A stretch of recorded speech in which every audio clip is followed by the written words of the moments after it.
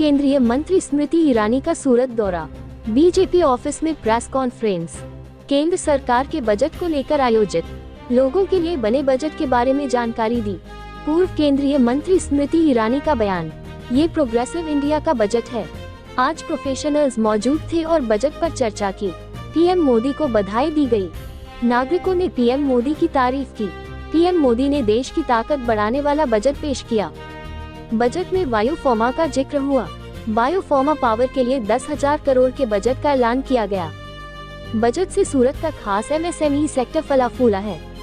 Budget में MSME sector के लिए जरूरी मुद्दे शामिल थे। भारत सरकार ने इलेक्ट्रॉनिक्स मैन्युफैक्चरिंग पर ध्यान दिया, जिसे नागरिकों ने माना। साल 2014 के मुकाबले आज ये 37 बिलियन है। डेवलपमेंट की बात हो रही है। बजट में मैन्युफैक्चरिंग, बायोफार्मा और इलेक्ट्रॉनिक्स समेत कई चीजों का प्रोविजन किया गया। सोशल मीडिया इन्फ्लुएंसर प्रधानमंत्री के योगदान पर चर्चा। पीएम मोदी ने स्वतंत्रता दिवस पर जीएसटी समेत 350 सुधारों की घोषणा की। पीएम मोदी ने टेक्सटाइल पार्क की घोषणा की। इससे व्यापार के लिए नई उम्मीद की किरण जगी है। एक पक्के इरादे वाली सरकार और कर्तव्य पथ के जरिए विकसित भारत के संकल्प को पूरा करने की कोशिश है। 11 साल पहले प्रधानमंत्री नरेंद्र मोदी ने जन धन योजना के जरिए देश के लोगों को जोड़ने के बारे में सोचा था, जिससे सेविंग्स अकाउंट में 2,000 करोड़ जमा हुए हैं।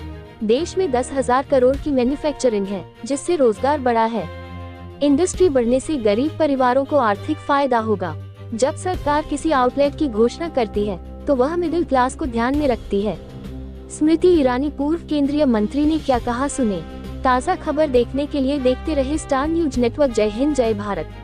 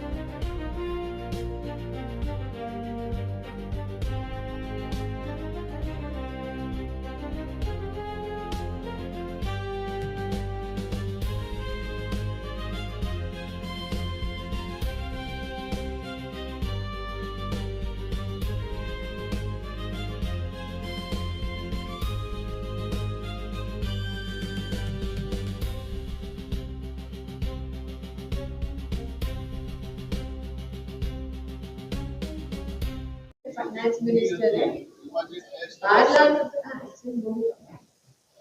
4-5 विषयों में હું વિસ્તારથી તમને જવાબ આપું, તમને વાંધો ના આવે।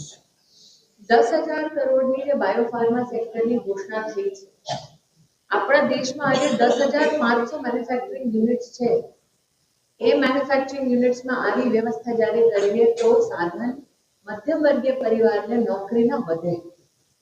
સિટી ઇકોનોમિક રિજનની જ્યારે સરકારે ઘોષણા કરી 5,000 કરોડની, એમાં સિટીમાં ઇન્ફ્રાસ્ટ્રક્ચર જ્યારે વધારવાની વાત કરી, એમાં મધ્યમ વર્ગીય પરિવારોની વ્યવસ્થા થાય છે।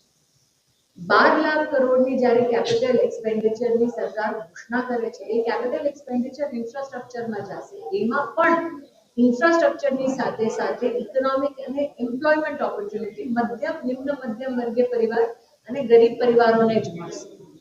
જ્યારે સરકાર ઘોષણા કરે છે કે આપણે આજે ગુજરાતની વાત કરીએ તો 990 રેલ ફ્લાયઓવર્સ અને અંડરબ્રિજ બન્યા છે 10 વર્ષમાં। એ જ્યારે બને તો એમાં પણ મેન આવર્સ લાગે છે। તો જ્યારે સરકાર કોઈ પણ આઉટલેટ ઘોષિત કરે છે, એ આઉટલેટ મધ્યમ વર્ગીય નિમ્ન મધ્યમ વર્ગીય પરિવારોના જ કામ આવે છે। ઇન્ફ્રાસ્ટ્રક્ચરની સીધી ખરીદી શક્તિમાં વધારો થશે। મેં હમણાં જ આપને યુપીઆઈના નંબર આપ્યા છે। હું આપને સેલ્ફ હેલ્પ ગ્રુપ્સના નંબર આપી દઉં છું। 10 કરોડ બહેનો જે છે સેલ્ફ હેલ્પ ગ્રુપમાં, એ દરેક વર્ષે રૂરલ ઇકોનોમીમાં $37 બિલિયન નું સૃજન કરે છે ઇકોનોમિક ઓપોર્ચ્યુનિટીઝ।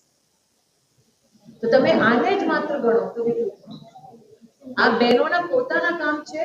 અને બહેનોએ જેટલું ક્રેડિટમાં લીધું પૈસા, એની એફપીએ ભાઈઓ કરતા વધારે સારી છે, ઓછી છે।